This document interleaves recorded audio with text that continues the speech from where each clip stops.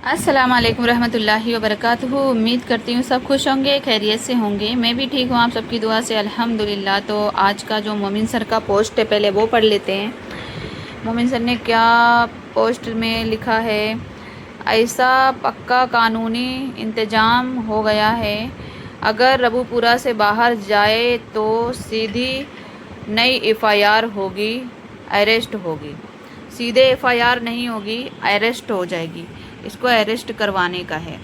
तो मुबारक हो मोमिन सर, बहुत बढ़िया बात है, आप इसको अरेस्ट कराओ फटाफट से। हम भी यही चाहते हैं कि ये हो।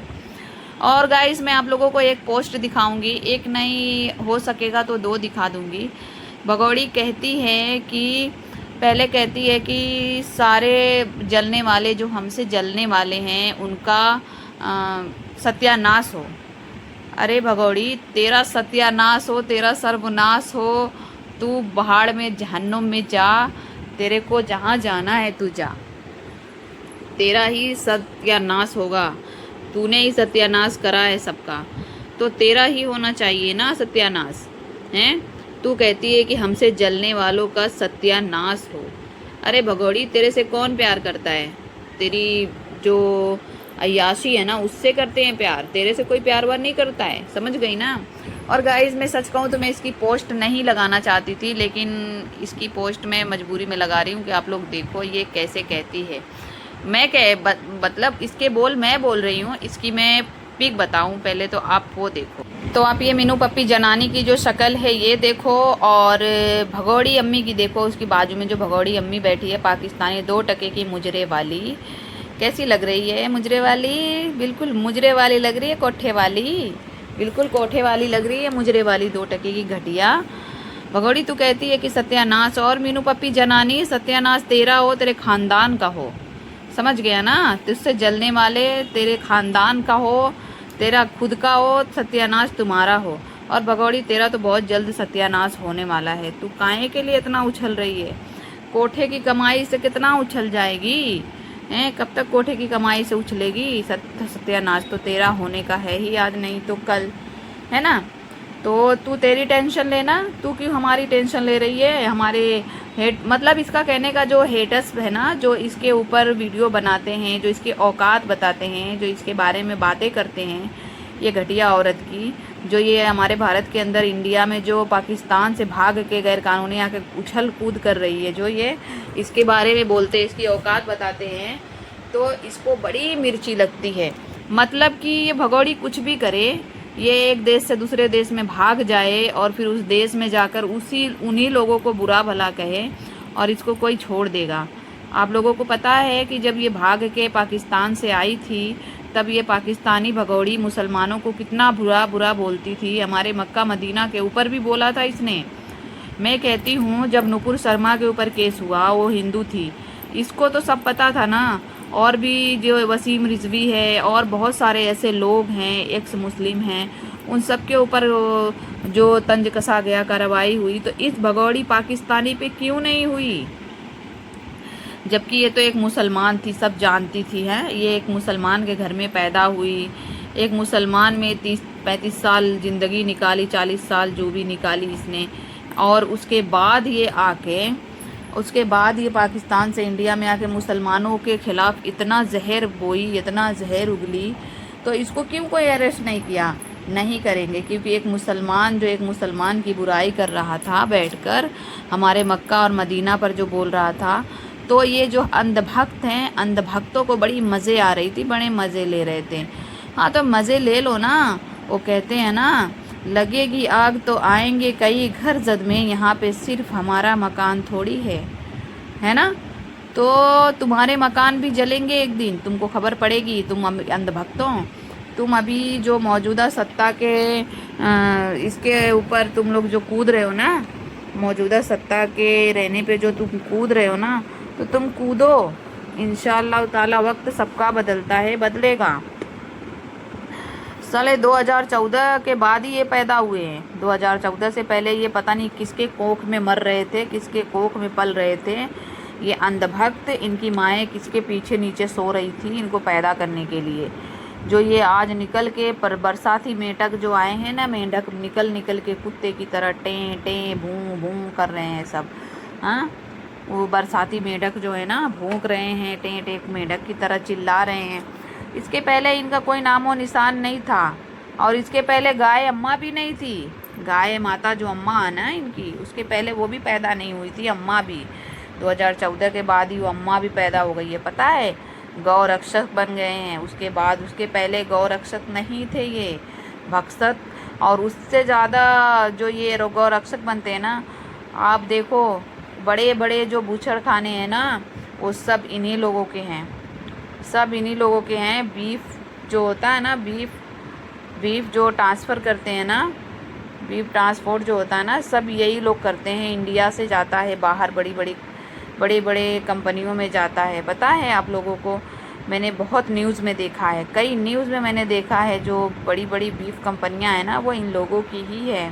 बड़े बड़े जो बूचड़खाने हैं बीफ के, वो इनके ही हैं, जो गाय अम्मा मानते हैं। अम्मा मानते हो ठीक है, लेकिन आप लोगों ने ऐसा क्यों किया? क्योंकि तुम लोग को हिंदू मुसलमान करना है। तुम लोगों ने यही कहा ना, 14 साल के बाद गाय अम्मा नहीं रहेगी, 14 साल के बाद उसको काट के खा सकते हो, क्योंकि वो कुछ काम की नहीं रह जाएगी, वो दूध नहीं देगी, वो बच्चे नहीं देगी, तो उसको तुम काट के खा सकते हो। ये कौन सी अम्मा की वफादारी है तुम लोगों के अंदर भक्तों? ये कौन सी अम्मा है तुम्हारी? जब तुम अम्मा को 14 साल के बाद खाने की बातें कर रहे हो, तो तुम अम्मा मानते हो। कोई अपनी अम्मा को 14 साल बाद खा लेता है, जब वो काम लायक नहीं रहती तो उसको काट के खा जाते हैं। ये लोग खाते होंगे, इसलिए इन लोगों को ये सब चीज़ मालूम है। ये अपनी माँ को भी नहीं बकसते होंगे। ये अंधभक्तों का क्या भरोसा, ये अपनी माँ बहनों को नहीं छोड़ते तो ये किसको छोड़ेंगे, हैं अंधभक्तों। अभी एक कुत्ता निकल के आया है, जो एक टकला है। आप लोगों को पता है हमारे देश में एक सलीम वास्तिक एक शैतान फिरौन पैदा हुआ था, जो जेल में था, जो बड़े बड़े मर्डर कांड किया, बड़े बड़े घटिया चीज़ों को अंजाम दिया। आज वो जेल से निकल के बाहर आके पता है बोलता है, मैं सिखाऊंगा इस्लाम के बारे में। इस्लाम, हमारे देश में इस्लाम नहीं होगा, डॉक्टर होगा, इंजीनियर होगा। अबे तेरी कब्र में जा रही है टांग, तू जो फेंक रहा है ना, अभी तुझे दूसरी सज़ा कोई और मिलने वाली है इंशाल्लाह, तू फिक्र मत कर। अल्लाह तुझे इससे भी बड़ी सज़ा देने वाला है, समझ गया ना। तू इस दुनिया में ना एक इबरत तरीन बन के मरेगा, इबरत नाक बन के मरेगा तू, भगौड़ी भी और तू भी। ये भगौड़ी का भी हसरे अंजाम जो है ना, ये भगौड़ी का भी हसरे अंजाम कोई अच्छा नहीं होने वाला है। तुम लोग देखना, और दुनिया भी देखेगी। जो ये पाकिस्तान से सब कुछ बर्बाद करके इंडिया में आके जो मौज मार रही है ना, इंडिया में आके मौज मार रही है, तो ये कितना मौज मनाएगी। और एक भाई हमारे बोलते हैं कि हमारी सीमा भाभी जो है ना बहुत अच्छे से है, मौज में है, आप लोग इतना टेंशन क्यों ले रहे हो? तो भैया तुम्हारी सीमा भाभी है, तो तुम अपनी भाभी के साथ जाके करो ना चाटुकारिता। हमारी तो भाभी नहीं है वो, हमारे लिए तो एक गैर कानूनी पाकिस्तानी है वो, समझ गया। उसके बाद जो होगी एक भगौड़ी। हमारी तो कोई भाभी नहीं है, हमारा तो कोई उससे रिश्ता नहीं है, हम कोई वास्ता रिश्ता नहीं रखते उससे। हाँ, अगर एक अच्छी होती, समझ में आता कि हाँ चलो ठीक है, एक गैर कानून तरीके से, दूसरी बात अपने शौहर को धोखा दे के, अपने हस्बैंड का घर बेच के, धोखा दे के, उसको जलील करके, भाग के गैर कानूनी अपने यार के पास आके रहती है, और अपने वो उसके बच्चे भी लेके भाग के आ गई, उनके सारे भविष्य ख़राब कर दी, और तुम लोग उसको भाभी बोलते हो। अरे तेरी खूबसूरत भाभी का चेहरा देखा है? खूबसूरत को खूबसूरत बोलता है लपुआ, बोलने का भी ढंग नहीं है। बाप रे बाप। अभी बोल रहा था जो गैस बोलती है भगौड़ी, ये सब कर लेते हैं मीना जी नहीं, बीना जी सब कुछ कर लेती हैं। हमने तो डर लग रहा था कि कहीं गैस लीकेज ना हो जाए घर में। तो लप्पू तू क्या कहता था? इसको बड़ा ही डर लग रहा था, लेकिन मुझे इसकी खुशबू से पता चल गया। खुशबू को खुशबू बोलता है तू? हैं, तुम लोगों का बोलने का तरीका भी नहीं है। खुशबू कौन बोलता है बे? ए लपुए खुशबू कौन बोलता है? मैनू पप्पी जनानी खुशबू खुशबू को खुशबू बोलता है, खूबसूरत को खूबसूरत बोलता है।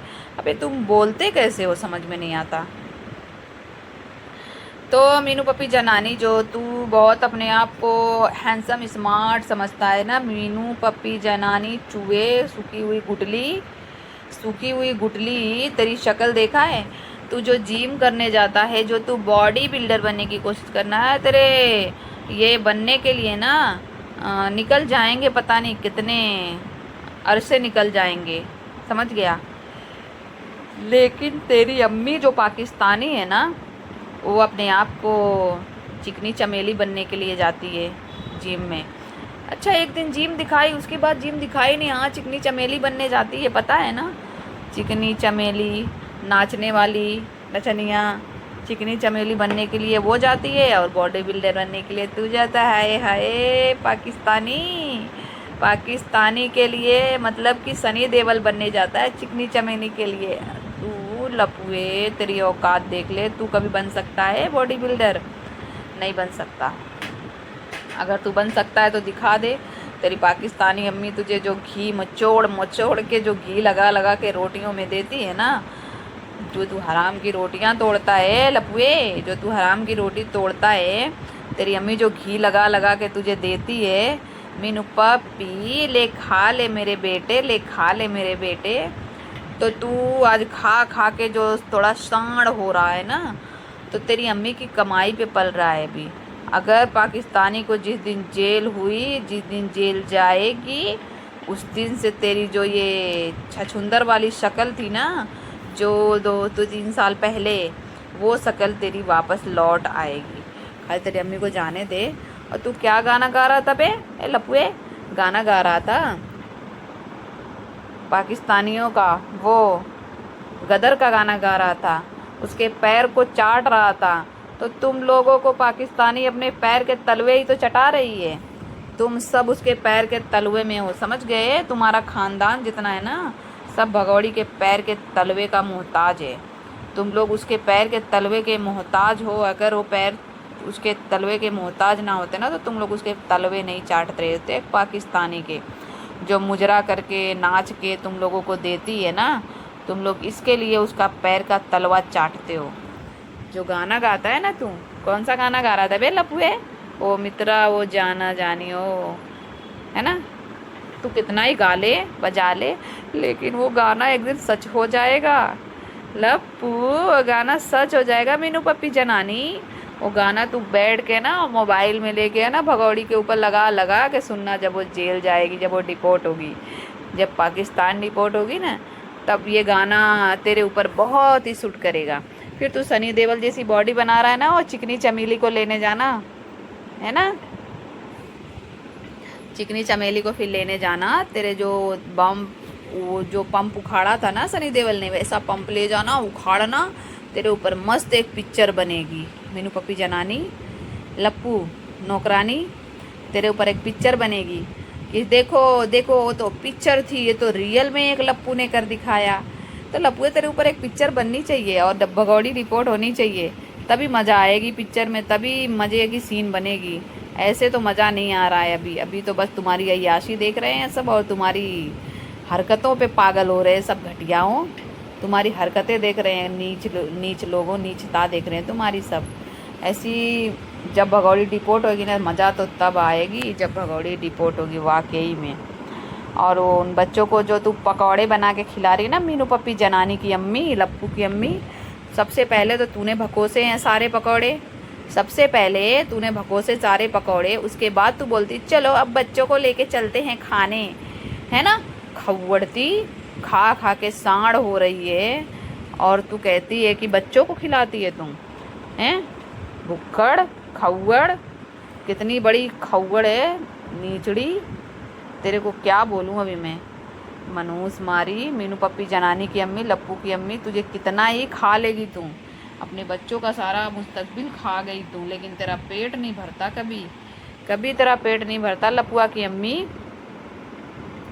लेकिन लप्पू की अम्मी, तेरा पेट कभी भरने वाला भी नहीं है, एक बात समझ ले। तेरा पेट कभी भरने वाला नहीं है, ना मर्दों से भरेगा ना खाने से भरेगा, क्योंकि तू एक मनहूस लुच्ची डायन है। डायन का कभी पेट भरता नहीं है। तो तू डायन का पेट भरेगा भी कैसे? तुझ डायन का पेट भरेगा भी कैसे जब तू जो मिले सब खाती जाती है, ऊपर से तेरा पेट भी नहीं भरता। ए लफंगी आवारा, कब तेरा पेट भरेगा? तू कब सुधरेगी? कब तेरी औकात में आएगी तू? देखते हैं हम भी कब आती है तू।